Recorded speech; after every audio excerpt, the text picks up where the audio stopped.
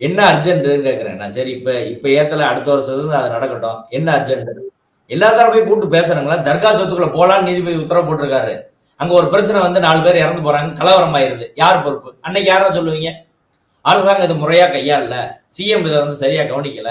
காவல்துறை இப்படி வந்து சரியா பாதுகாப்பு கொடுக்கல. கரூர் சம்பவம் மாரி அதுதானே சொல்லுவாங்க.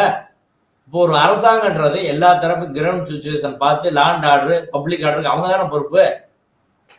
அப்போ ஒரு பிரச்சனை நடந்தா என்ன யார் பொறுப்புன்னு சொல்லுங்க. எல்லா தரப்பையும் கூட்டு பேசுறதுக்கே டைம் கொடுக்கல நீங்க. தர்கா தரப்பு ஆட்சேபனை பண்றாங்க. நாங்க டிவிஷன் பெஞ்ச் சொல்றோம். இது எல்லா தரப்பையும் கூட்டு வச்சு பேசி ஒரு அமைதியான சூழ்நிலை உருவாக்கி தானே பண்ண முடியும். அதுக்கு ஏன் டைம் கொடுக்க மாட்டீங்க? இதுல என்ன அர்ஜென்ட்னு கேக்குறோம். பிஜேபி ஆர்எஸ்எஸ்க்கு எலெக்ஷன் வர்றதுக்கு முன்னாடி ஒரு பெரிய பிரச்சனையை உண்டாக்கி ஓட்டு வாங்கணும்னு அர்ஜென்ட்டுங்க. ஜட்ஜஸ்க்கு என்ன அர்ஜென்ட்? ஒண்ணும் கிடையாது இல்ல. அப்பயா இதில் மட்டும் சிறப்பு அவசர கவனம் ஏன் அப்படின்றதா எல்லாரோட கேள்வி.